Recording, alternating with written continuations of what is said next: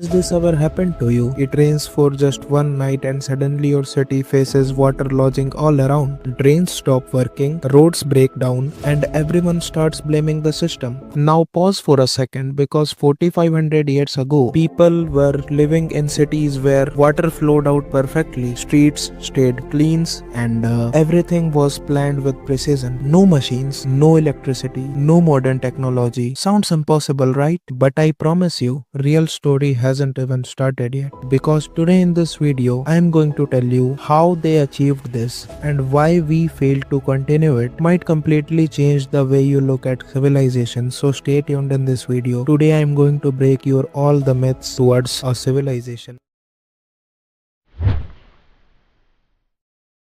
So, to know something about anything, we first need to know the prehistoric period of that. So, let's find out the prehistoric period of Indus Valley civilization, that how people lived before the Indus Valley civilization. So, let's find out that. So, they used to live in small villages and their houses were made of muds, and small settlement has also started to grow in that period. Because there were no concept of roads, people started using narrow uneven paths instead of roads. Because there were no concept of family, people started to know what is belongingness and started to came in their mind naturally without any planning. At that point of time, life was all about survival, not comfort and lifestyle. Now let's discuss primary work occupation of people and the economy at that point of time. There were two major occupations that people used to do at that time, that is the animal husbandry and the farming. The early farming has also started at that time. With limited surplus and no specialization, people mainly used to grow wheat and barley at that time. And if we talk about animal husbandry, people started domesticating the animals. Animals like cattle,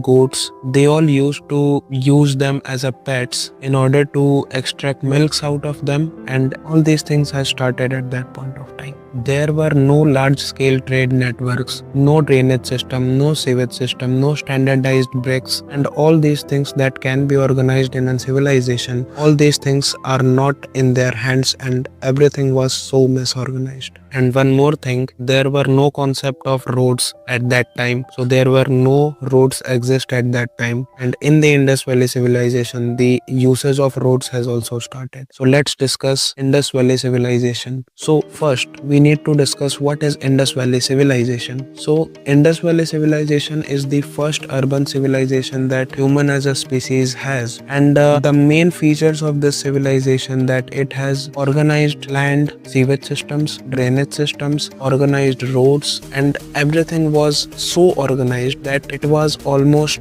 better than most of the cities in the world and almost 99% of the cities in India. So let's discuss the venue of the Indus Valley civilization. So it is situated on the bank of Indus Valley. I mean, it's very obvious because whenever you are lost somewhere, always try to find rivers because civilization are made on the bank of rivers. In the present context, the Harappan civilization is spreaded in the northwestern part of India and the Pakistan. What I mean by northwestern part of India is Gujarat, Haryana, Rajasthan and Punjab. All these regions are the part of Harappan civilization at the time of 3500 BC. So the four main cities of the Indus Valley civilization is Harappa, Mohenjo-daro, Dholavira and Lothal. And Harappa is the earliest discovery site of the whole Indus Valley civilization. Mohenjo-daro is known for its scientific town planning and the Great Bath.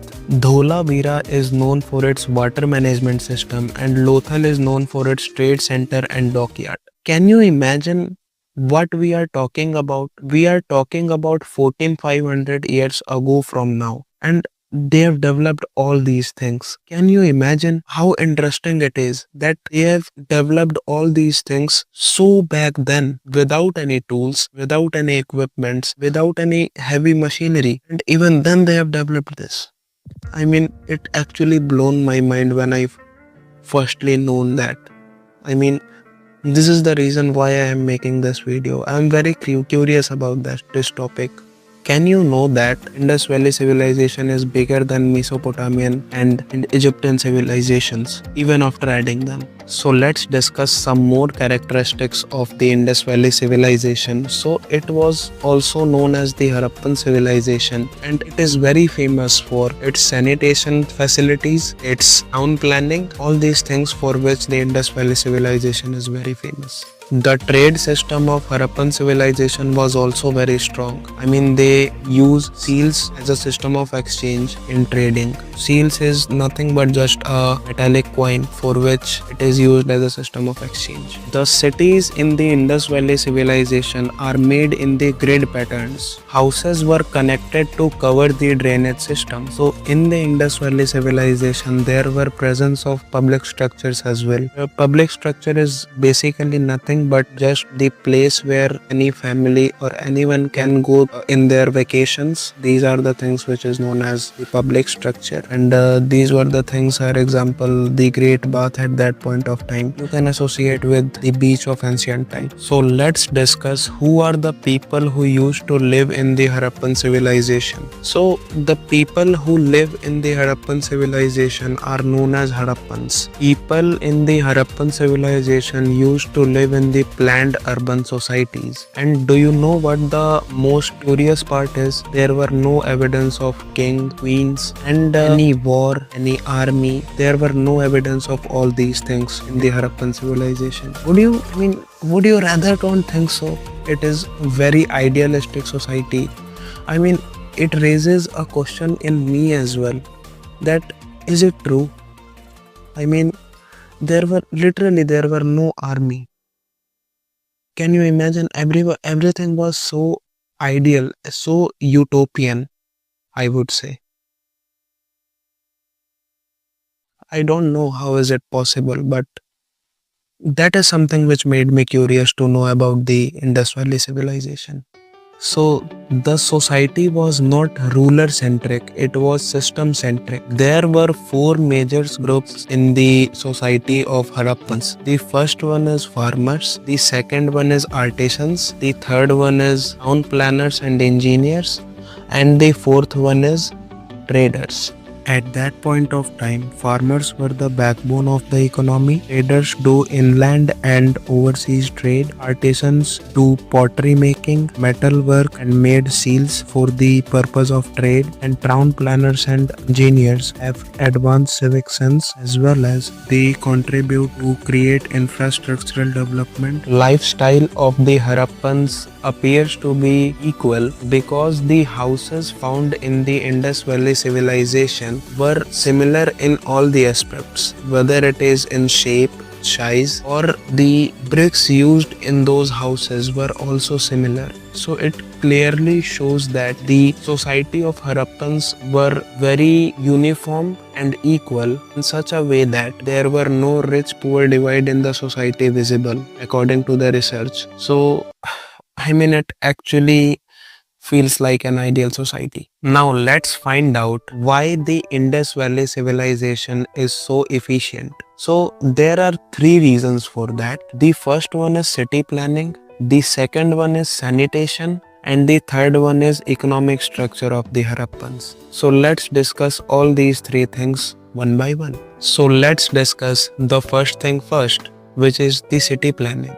So the whole city of the Harappans is made in a fixed pattern, which is the grid pattern. See, making a city in a fixed pattern, why is it important? Because it becomes very easier for the government and the governing body to organize everything in a right manner, and the maintenance becomes easier. So that's why the grid pattern or making a city in any fixed pattern is important. And exactly that is done by the Harappans at that point of time, 4500 years ago. Wider main roads, narrow lands is also a part of city planning, and these are the things which are also done perfectly by the Harappans. The houses of Harappans are also made with bathrooms, which is made them a perfect house with a perfect drainage system and everything was so organized in the Indus Valley civilization. Let's jump on to the second one, which is sanitation. So why sanitation is important? Because keeps the disease away from the city, and it also helps in the cleanliness of the city as well. So let's discuss all the points one by one. Covered underground drainage. In the Harappan civilization, everything was very covered so that the cleanliness of the city can be defined. And the second thing was a regular cleaning system. So all the drainage system were very regularly cleaned. I mean, ऐसा नहीं था कि वो लोग मतलब ऐसा साफ करके भूल गए, ऐसा नहीं था, रेगुलरली साफ होता रहता था, ठीक है. And the third one is waste disposal. With the waste disposal planned. Waste disposal is also planned in the Harappan civilization. That is also a very important point in the sanitation. So the third point of our topic is economy. So there are 3 points which came under economy. The specialization which came under economy. That is, the first one is agriculture, second one is trade, and the third one is technology. So let's discuss these one by one. So first one is farming, agriculture, I would say. So they used to grow 3 things mainly. The first one is barley, wheat, and the third one is cotton. So they used to grow these 3 things mainly in the agriculture. And so they used to trade, they used to use seals as a system of exchange and trade. And the second thing was they used to do trade with Mesopotamian civilization. I mean, look, what is trade for you? I mean, not for you, but for most of us, for me as well. Trade held between 2 countries. But at that point of time, there were no concept of nation states. So the trades were held between 2 civilizations. Okay, so at that point of time, there were 3-4 main civilizations that are in the Indus Valley civilization itself, which we are discussing: the Egyptian civilization and the Mesopotamian civilization. So they used to trade in very high amount with the Mesopotamian traders. So this is a very important point with the perspective of this video. So, and the third one is technology. So they used to make a specialized technique of making bricks, making so many metallic tools, bronze tools. So these are the things, making pottery wheels. All these things are the parts of technological advancement at the time of Indus Valley civilization. So these are the things which are the most important parts of technological advancement of the Indus Valley civilization. And that was all about Indus Valley civilization. So now we will discuss all about the problems of Indian cities. What are the problems faced by Indian cities related to town planning? Why are these problems are rising? And how can we tackle these? Firstly, I am no one to give opinion to anybody, but it's just that what we can learn from Indus Valley civilization is what that is important. So we'll discuss this today.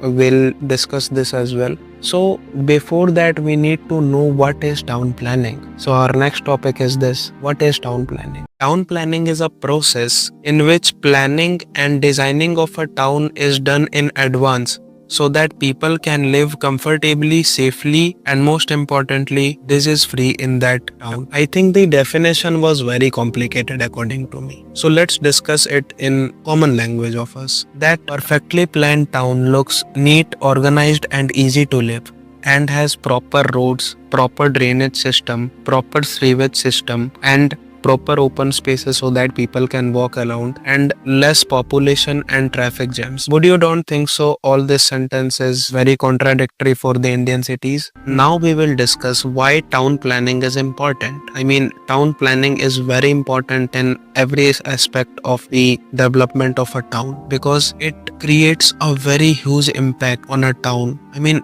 you can see the difference between a well-planned town and a unplanned town, and it was a very huge difference between both the cities. I mean, first you can see Paris, and then you would see Bengaluru, lots of traffic jams. Town planning reduces the traffic jams in a particular city, because town planning ensures wider roads, and wider roads is directly related to less traffic jams. But it is not the reality. There are no wider roads in India except the expressways and highways. But if we talk about the street market roads, I would say, So these are not wider. I mean, that's why we won't be able to prevent traffic jams in our Indian cities. Town planning is directly related to prevent flooding and water lodging in a particular city, because town planning means good sewage system and good drainage system, which is directly related to low amount of floods and low amount of water lodging in that particular town. I mean, it is very important for well planned town to be a good drainage system in that area. And if there are no water lodging and there are no floods, then it also helps the whole public health to be improved by the time, and it also decreases the number of disease. It also ensures clean environment, saves time and resources for the government and the people as well, because if there are low number of traffic jams, then it eventually decreases the waste time of the citizens, and also the good drainage system and everything also decreases the overall cost of the governing body. Town planning makes the city future ready. I mean, why I am saying that? Because in future when the population increase, it is very important for the town to be well organized, so that the management of all those increased population can be done in a very well organized manner. And to manage the population, it is very important for the town as well to be organized. So that's why the town planning is also important to make the future ready a town. Without town planning, the cities grow randomly and only end up creating chaos in the town, nothing else. Most of the Indian cities faces uncountable problems due to unplanned development and zero town planning. So let's discuss all these problems. Water lodging during rains due to poor sewage system, and in some cases choked sewage system due to narrow roads, and which causes high number of road accidents day by day. Overcrowding due to overpopulation. We see so many stampede, I would say. So all these things can happen, are happening very continuously and on a regular basis. All these things are happening due to overcrowding and overpopulation. But I have to mention one thing, it's not a problem of town planning. I mean, it's a problem of management. But yeah, the crowd must have to be managed by everybody, by the fellow security guards and all these things. I mean, those who are managing the RCB event. Yes, event. So not only RCB event, the actor called, I think, Thalapati Vijay, right? He in the rally of him, he also faced some rage bait due to some controversy due to stampede that has happened in his event as well. So all these things are happening on a very regular basis right now, I would say. So it's a problem of overpopulation, but I would say the poor management is a problem of town planning, but the overpopulation is not a problem of town planning. The lack of open spaces and greenery is also a very big problem in the cities of India, because it is rapidly increasing the AQI of India, and the India is getting more and more polluted day by day, which is increasing the good number of disease in the whole India. A well-planned town has also very good amount of open spaces for greenery and for walking spaces of people. The laws are also making it worse. Ravli is a good example of that. Do you know the capital of India, which is known as Delhi?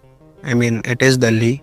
I'm sorry to say it is Delhi. Not known as Delhi, it is Delhi. So there the AQI is over 400 from last 2 months. I mean, it is very worse. It is worse than any other city of the world. I think these issues has to be fixed. The greenery level has to be fixed. Even 4500 years ago, the Indus Valley civilization has been able to done so many good things about town planning. So we have discussed all those things, that why they were so successful in town planning. So we have already discussed all these things, and what are the problems faced by the Indian cities as well. We have already discussed all these things. But what are the takeaways which we can take from the Indus Valley civilization is what we are going to discuss today in this segment. So let's start. So all these things that they have done well, we have to adapt through this. We need to remember one thing, that it's not the technology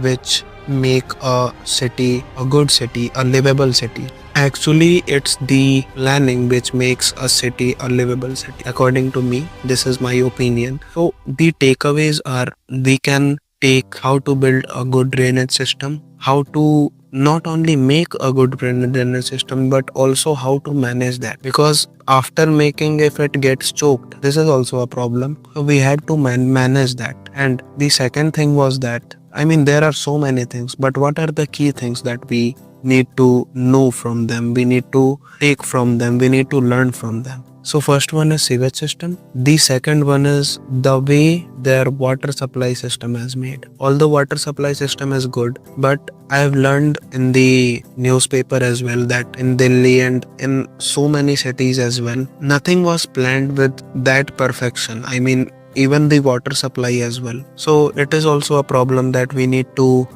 adapt through it. The third one is cleanliness. Cleanliness is something which is the basic need of human life to be disease free. I mean, a human being need that. I mean, it's very important to be disease free. So cleanliness we have already discussed. The fourth thing was that wider roads, making wider roads so that traffic jams can be prevented. I mean, in the Indus Valley civilization, there were no any kind of vehicles. So there were no any problem of traffic at that point of time. But this is a technological time. I mean, the technologies are very developed, the vehicles are very developed, so people using so many vehicles day by day, so it's very important to keep a wider road as possible. The sixth one is grid pattern houses. The whole city has to be in a certain pattern, in a fixed pattern. It's very important at the time of population increase. The population of India is increasing day by day, not only increasing day by day, but increasing the fastest rate by any other country of the world. So we need to know that how the increase of population can be managed, and these can be managed through fixed pattern of houses, fixed pattern of everything, the grid pattern or any other pattern. Okay, this is a very important thing. So these are the things which we can take as a takeaway from them, we can learn from them. So always remember that a city cannot be a livable city if it is not planned with perfection. No matter what, there are so many technologies, there are so many tools, there were so many machineries. These are the things, in the end of the day, they doesn't matter. The planning matters the most. The organization of these planned plan matters the most. This is what are the things over which we need to focus on. And planning is the most important and most vital part of the process, that why the Harappan civilization or the Indus Valley civilization is so successful, even without machinery, even without any tools, even without any equipment. So that's why they are so successful and we are not, even after getting so much of technology. So we can do better than them, but it's just about the potential. We have better potential than them because we have better tools and technologies than them, but because we are not implementing that, so that potential is wasted at every point. So this is me, Uddeshay, signing off.